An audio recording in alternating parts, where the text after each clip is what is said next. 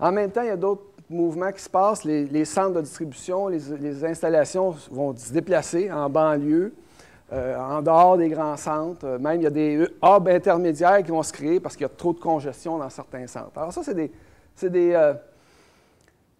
des observations qu'on fait ici en Amérique du Nord. Je dirais qu'on pourrait faire des observations assez semblables là, ailleurs en Europe. Et comme je le disais, ça devient un enjeu de développement économique, donc ces corridors-là, ces plaques tournantes, ces portes d'entrée continentales, tout le monde en veut. Le Québec est très actif dans ces lobbies-là. Le mot NASCO, qu'est-ce que ça veut dire? NASCO, c'est un regroupement, un lobby dont le dernier congrès était à Québec il y a quelques semaines, quelques mois.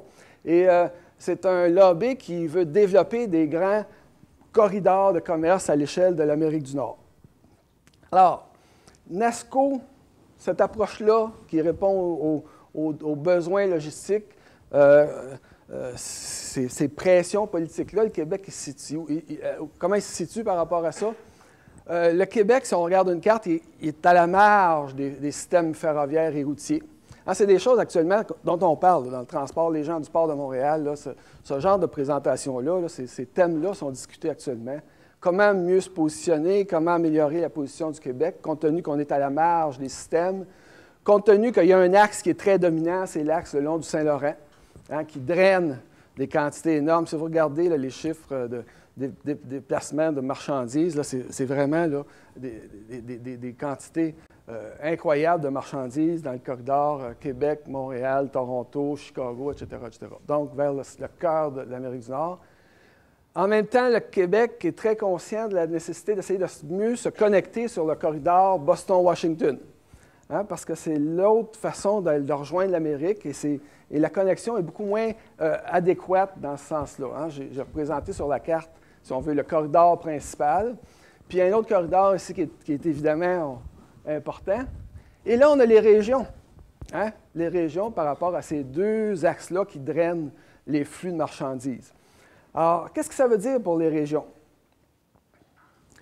Le Québec est à la marge, donc les régions sont à la marge des corridors nord-américains. Les enjeux, le premier enjeu pour les régions, c'est l'accès au corridor Québec-Ontario. Il faut donc se connecter sur ce grand corridor-là. Mais il y a un deuxième enjeu, c'est d'essayer de court-circuiter peut-être cet accès-là, le corridor principal, puis de se connecter directement sur le corridor Boston-Washington. Puis il y a des choses qui se font dans ce sens-là. Et un troisième enjeu, c'est la question des infrastructures intermodales. Actuellement, les infrastructures intermodales, on va les concentrer le long de l'axe principal. Alors, dans quelle mesure est-ce qu'on peut développer des axes, des facilités intermodales en dehors de ces grands axes-là? Pour les régions, ce n'est pas nécessairement facile.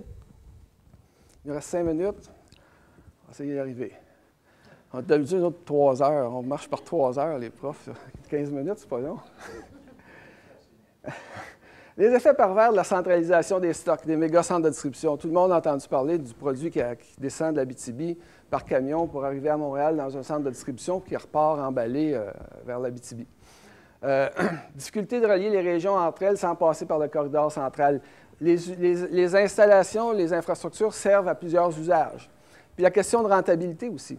Quand on fait des calculs économiques, évidemment, il y a plus de passagers, il y a plus d'usagers qui vont prendre le pont sur la 25 qu'un pont en région. Donc, quand on fait des calculs économiques, on peut avoir une difficulté de justifier, si on veut, ces infrastructures-là en région. Pour choquer un peu, malgré tout, ça ne va pas si mal que ça pour les régions. Pourquoi? Parce que le transport routier a sauvé les régions. Je fais ça, d'habitude, dans les gens, quand on présente ça dans les congrès de transport, là, la salle se divise en deux. Parce que là, tu as les gens de transport routier, puis tu as les gens de transport ferroviaire. Le but, c'est pas ça. Le but, c'est juste de quand même pas jeter le bébé avec l'eau du bain, comme on dit. Le transport routier est mal aimé, mais pour les régions, le transport routier est encore vital. C'est lui qui permet de rejoindre toutes les localités, toutes les entreprises, partout, à cause de sa flexibilité. Ça ne prend pas des gros volumes. Ça permet d'offrir, et ça a permis, dans les 20 dernières années, d'offrir un service qui n'a jamais été aussi bon que ça. Hein, il y a des choses qui vont bien. Si on regarde les entreprises qui offrent des services, les entreprises de transport routier qui offrent des services entre différentes villes du Québec et Montréal, 1988, au moment où on a déréglementé, de 2006, il y en avait 5 en 1988 qui faisaient du Amos Montréal. Il y en a 15 maintenant. C'est vrai pour toutes les régions. Donc, une qualité de service, puis ça, il y a des enquêtes qui ont été faites, une qualité de service pour les entreprises en région qui n'a jamais été aussi bonne que ça. Là, l'histoire est plus compliquée, là. Qu'est-ce que ça veut dire pour les entreprises de transport? Mais reste que ça, là, il y a un consensus là-dessus. Ça veut dire que le transport routier, il ne faut pas le négliger dans l'équation. Mais évidemment, il y a peut-être des alternatives au transport routier. Il y a des alternatives au transport routier. Parfois, les gens vont parler de l'Europe. On utilise beaucoup le chemin de fer en Europe. Juste une parenthèse. Autant nous sommes en retard sur les Européens au niveau du transport des personnes par chemin de fer, au niveau du transport des marchandises, c'est eux qui sont en retard. Ça n'existe à peu près pas, le transport des marchandises en Europe par chemin de fer. C'est marginal, alors qu'ici, ça représente plus de 50 du volume des tonnes-kilomètres au Canada. C'est de l'ordre de 5-10 selon les pays européens. C'est relativement efficace. Hein, le transport ferroviaire est rendu efficace dans des grands axes. Il y a du transport intermodal. Il y a des projets en Europe, mais des projets qui ne sont pas nécessairement des bonnes régions pour des bonnes nouvelles pour les régions, parce que c'est des projets qui sont c'est-à-dire qui développent des grands axes. Il y a un projet Fermed qui part de Helsinki et qui se rend jusqu'au détroit de Gibraltar, donc un axe vraiment immense qui draine tout, un projet de plusieurs dizaines de milliards de dollars. On pourra en reparler. Au Québec, il y a des expériences intéressantes, malgré tout. Plateforme Rail-Route, Richemont Logistique en Estrie, donc essayer d'offrir une possibilité de faire de l'intermodal en dehors des grandes infrastructures. Acheminement d'alumine. Puis les exemples qui sont là sont intéressants parce que c'est des déplacements sur des petites distances où on a réussi à utiliser d'autres choses que le camion pour transporter de l'alumine entre le port de Trois-Rivières puis Alcoa, Deschambault, Alcan, Shawinigan, par rail.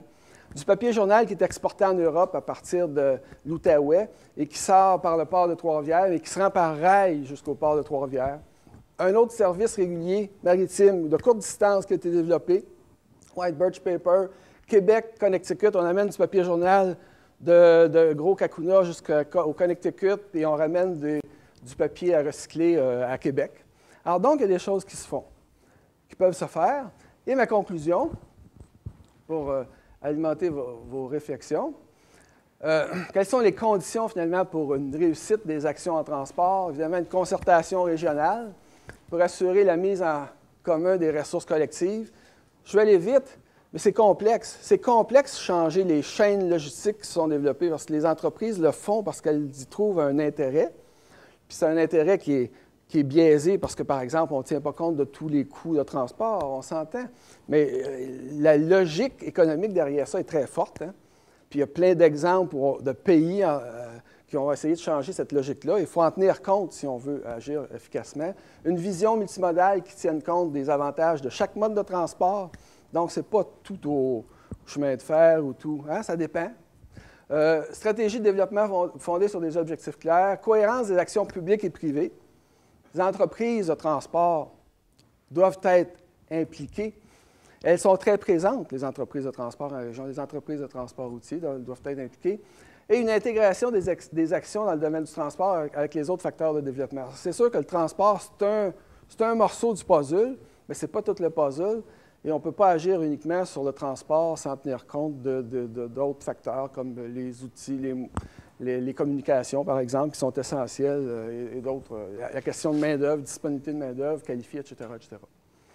Alors voilà mon marathon est fini.